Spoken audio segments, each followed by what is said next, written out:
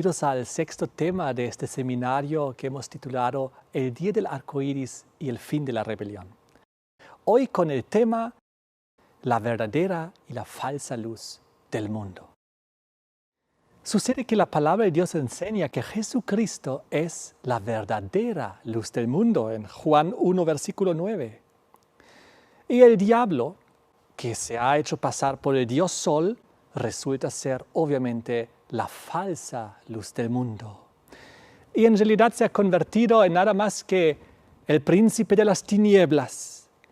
Y esta falsa luz que el diablo ha traído espiritualmente a la humanidad es una verdadera oscuridad, pues él enceguece espiritualmente a todos aquellos que se enfocan en él y en su falsa adoración y que dan simbólicamente la espalda al arco iris y a la verdadera adoración del Dios creador de los cielos y de la tierra.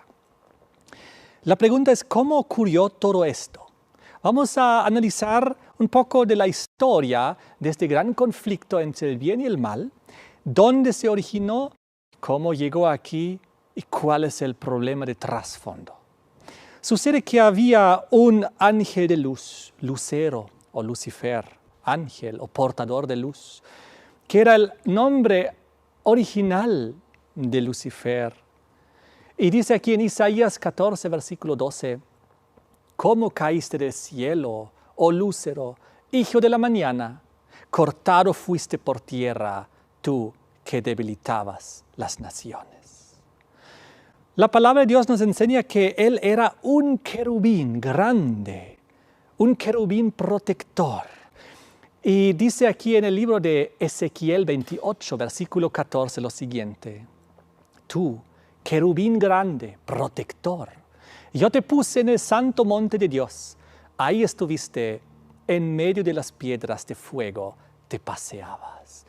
¿Qué era el diablo? ¿Qué era antes Lucifer?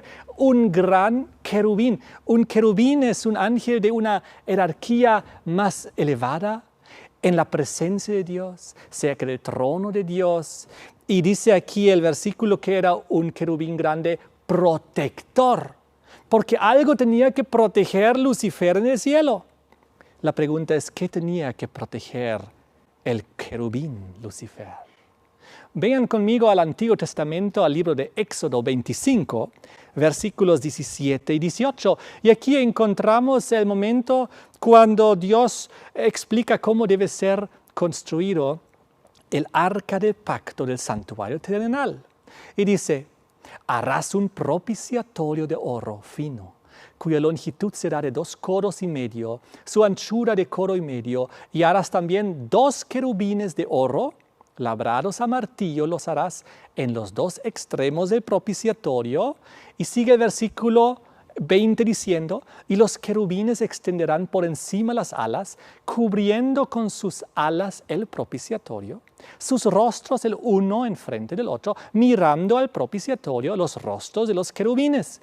Y pondrás el propiciatorio encima del arca, y en el arca pondrás el testimonio que yo te daré. El testimonio que fue puesto dentro del arca del pacto, sabemos, pues son los 10 mandamientos de Dios que fueron colocados ahí dentro. La base del gobierno de nuestro Creador.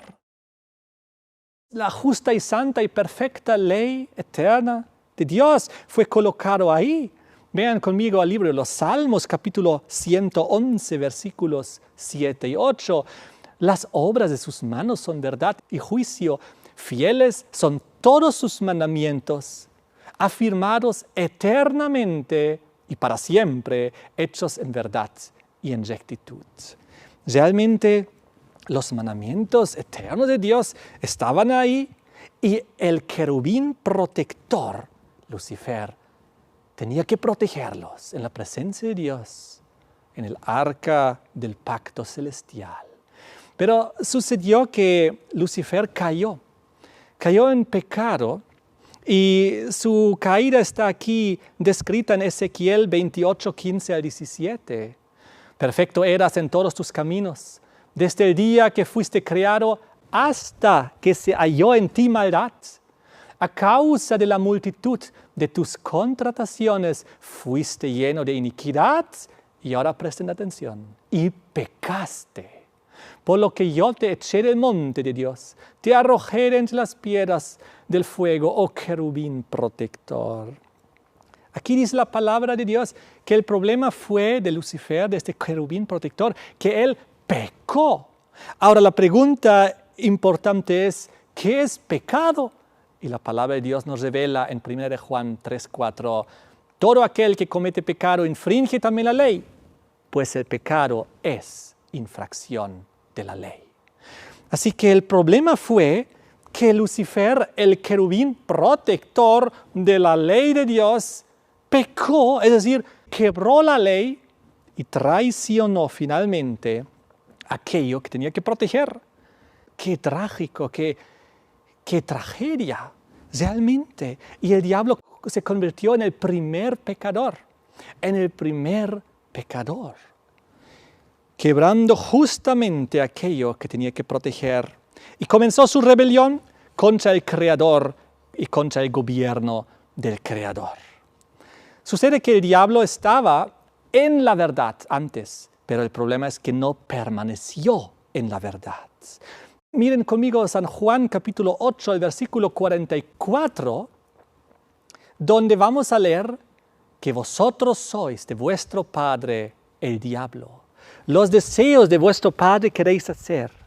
Él ha sido homicida desde el principio y no ha permanecido en la verdad, porque no hay verdad en él. Cuando habla mentira, de lo suyo habla, porque es mentiroso y padre de mentira. No ha permanecido en la verdad. El diablo, Lucifer, estaba antes en la verdad, pero no permaneció en la verdad. Es por eso que se convirtió en pecador al transgredir la ley. Miren aquí, 1 Juan 3, el versículo 8. El que practica el pecado es del diablo, porque el diablo peca desde el principio. ¿Desde qué principio peca el diablo? Desde el principio de su rebelión contra el gobierno de Dios. Y pecado es infracción de la ley. ¿Desde cuándo él peca? Desde el principio de su rebelión, quebrando y transgrediendo aquello que tenía que proteger en el cielo. Acabamos de ver que el diablo no permaneció en la verdad, es decir, él estuvo antes en esa santa verdad, y la palabra de Dios en Salmos 119, 142 nos revela qué es la verdad. Dice aquí, tu justicia es justicia eterna y tu ley la verdad. Un poco más allá en el 151 dice, oh Señor, todos tus mandamientos son verdad. Lamentablemente, Lucifer no permaneció en la verdad, no permaneció en los mandamientos y la santa ley de Dios, sino que la traicionó, aquello que tenía que proteger en el cielo, en la presencia de Dios. Pero no solo él, sino la palabra de Dios dice que con él cayeron muchos otros ángeles que hoy en día son conocidos como los demonios o como los ángeles caídos, y la palabra de Dios revela que su problema de ellos era exactamente el mismo que de su padre espiritual, el diablo. Aquí en 2 de Pedro 2, versículo 4, dice, porque si Dios no perdonó a los ángeles que pecaron, sino que arrojándolos al infierno los entregó a prisiones de oscuridad para ser reservados al juicio. Dios no perdonó a los ángeles que pecaron. Los ángeles también, todos aquellos que se unieron a su rebelión, pecaron igual como su líder espiritual, Lucifer. Pecaron, transgredieron la ley, se opusieron a aquella verdad que ellos habían conocido antes y lamentablemente cayeron aquí el planeta Tierra. Por si acaso este versículo donde dice arrojándolos al infierno es una mala traducción. En el griego aquí dice tártaros. Otras traducciones lo traducen como cavernas tenebrosas del abismo o el abismo más profundo. Pero aquí no se refiere en el contexto del infierno, porque el infierno recién es un concepto que ocurre más adelante en toda la cronología de la justicia de Dios. De todas maneras, Sigamos analizando. El diablo estaba en la verdad, no permaneció en ella, los ángeles caídos se unieron, pecaron también, igual de la misma manera transgredieron la ley y finalmente fueron lanzados y arrojados fuera del cielo a la tierra. Conocemos la descripción en Apocalipsis 12, versículos 7 al 9, donde dice: hubo una gran batalla en el cielo. Miguel y sus ángeles luchaban contra el dragón, y luchaban el dragón y sus ángeles, pero no prevalecieron, ni se halló ya lugar para ellos en el cielo. Y fue lanzado fuera el gran dragón, la serpiente antigua, que se llama Diablo y Satanás, el cual engaña al mundo entero, dice aquí. Fue arrojado a la tierra y sus ángeles fueron arrojados con él. ¡Qué triste! Cuando realmente el problema se trasladó del cielo aquí a la tierra, un poco antes en el Apocalipsis, versículo 4, Apocalipsis 12:4, indica que fue 1/3 de los ángeles que se unió a la rebelión con Lucifer. Y ellos fueron arrastrados como estrellas del cielo aquí a la tierra por la cola del gran dragón, símbolo del diablo. Y es muy interesante, pues, la cola en el Antiguo Testamento, Isaías 9:15, es un símbolo de la falsa profecía. Dios no hace nada al azar al darnos las profecías. Al decir que 1/3 de los ángeles celestiales fue arrastrada del cielo a la tierra por la cola del dragón, que es el diablo, gracias a Isaías 9, versículo 15, nos revela que la cola es símbolo de falso profeta, falsas profecías. Fue así como el diablo logró engañarlos a todos ellos con falsas profecías. ¿Qué es una profecía? El futuro predicho. Y aquí él hizo falsas profecías mentirosas acerca del futuro, engañándolos de esta manera, prometiéndoles una falsa libertad, diciéndoles que van a estar mejor si ellos también pecan como él también pecó. Si ellos también se liberan de aquella ley de la cual él también se liberó, la falsa libertad. Ellos se dejaron engañar, el diablo se convirtió en el primer falso profeta y engañó a todos esos ángeles que cayeron también al planeta Tierra. Ahora sabemos que en este gran drama entre el bien y el mal hay 2 actores principales. Uno es Jesucristo, otro es el diablo. Jesús, como vimos al inicio de este tema, es la verdadera luz del mundo. Y si hay una verdadera, también hay una falsa. Y el diablo se convirtió en la falsa luz del mundo, engañando a las criaturas de la tierra, como vimos antes, al mundo entero engañó con su alejamiento de la ley eterna de Dios. Entonces, todas las demás criaturas que existen, ángeles y seres humanos, las demás criaturas inteligentes que pueden razonar, son actores secundarios en este gran drama que tienen que tomar su posición en favor de uno de los 2 grandes actores de este drama. O nos ponemos del lado de Jesucristo, que debemos hacer, porque eso nos da vida eterna, perdón de los pecados, salvación, o lamentablemente nos decidimos y nos ponemos del lado de Lucifer y de la transgresión de la ley, de la rebelión, de la falsa libertad. Y somos enceguecidos espiritualmente. ¿Saben? Por desobediencia, Adán y Eva tuvieron que salir del paraíso y perdieron la vida eterna. Por desobediencia, los ángeles tuvieron que ser lanzados fuera del cielo a la tierra. Pero por obediencia, nosotros tenemos la posibilidad de volver a entrar en el cielo, de recuperar la vida eterna que hemos perdido lamentablemente por desobediencia. Ahora la pregunta surge, ¿y qué mandamientos quebraron el diablo y sus ángeles, los demonios ahí en el cielo? En primer lugar, el primer mandamiento que dice que no debemos tener otros dioses, porque ellos se pusieron otro dios, siguieron a Lucifer en vez de seguir a su padre espiritual, el creador de los cielos y de la tierra, y de esa manera quebraron el primer mandamiento. El segundo mandamiento lo quebraron inclinándose ante Lucifer, honrándola a él y uniéndose a su rebelión. El tercer mandamiento lo quebraron cuestionando la autoridad divina del Creador. El quinto mandamiento quebraron al deshonrar a su Padre Celestial, uniéndose a la gran rebelión. El sexto mandamiento quebraron, pues la palabra de Dios dice, como vimos hace un rato, que el diablo es homicida desde el principio, no matarás. El octavo mandamiento quebraron, pues ellos querían robar y trataron de apropiarse del trono de Dios en el cielo. El noveno mandamiento quebraron, pues la Biblia dice que el diablo es el padre de la mentira, el falso testimonio. El décimo mandamiento también quebraron porque comenzaron a codiciar lo que no les pertenecía, el trono de Dios. Ahora es muy curioso que no pudieron quebrar el séptimo mandamiento, que dice que no debemos adulterar, pues en Mateo 22, versículo 30, la palabra de Dios nos enseña que los ángeles pues no tienen relaciones como los seres humanos los tienen. Por eso dice que en la resurrección ni se casarán ni se darán en casamiento, sino que serán como ángeles de Dios en el cielo.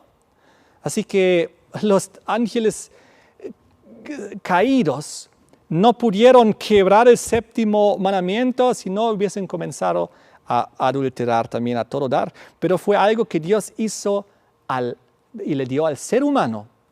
Y en el sexto día puso el matrimonio para una institución santa para el ser humano aquí en la tierra.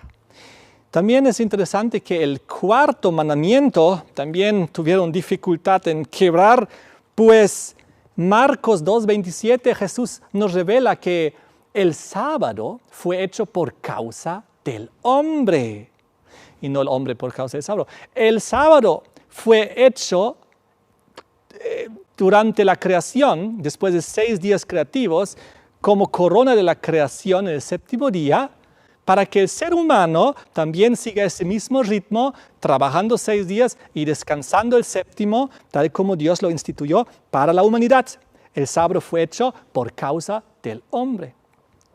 Seguramente los ángeles celestiales también tenían sus ritmos de adoración allá en el cielo, pero el sábado fue hecho por causa del hombre. Qué interesante. Y el sábado fue dado en el séptimo día de la creación. Así que el matrimonio en el sexto, el sábado en el séptimo, y estos 2 mandamientos santos, edénicos, que Dios puso a la humanidad, el diablo comenzó a odiarlos y a querer destruirlos totalmente aquí en la tierra, intentando destruir cada matrimonio, intentando destruir la lealtad hacia el santo sábado en todos los seres humanos.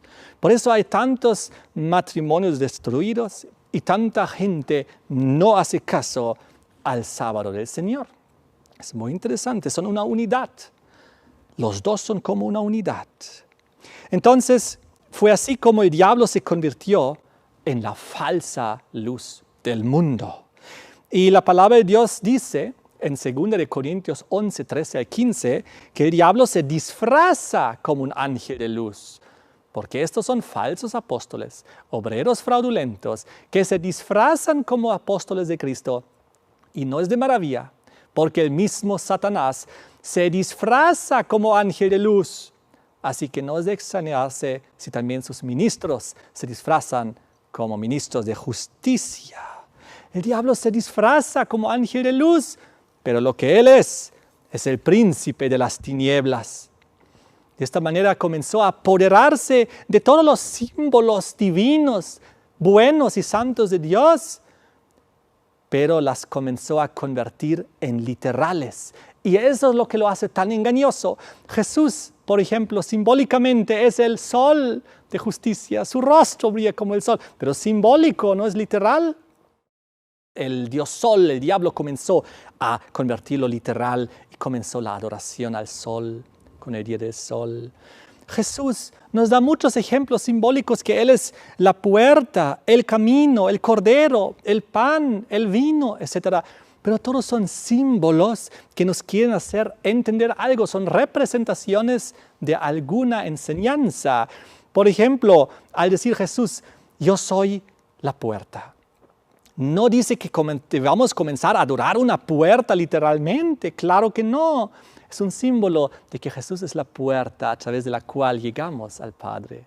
Cuando Jesús dice, yo soy el camino, claro que no es literal, no debemos comenzar a adorar un camino, no. Es un símbolo de que Jesús es el camino que nos lleva al cielo.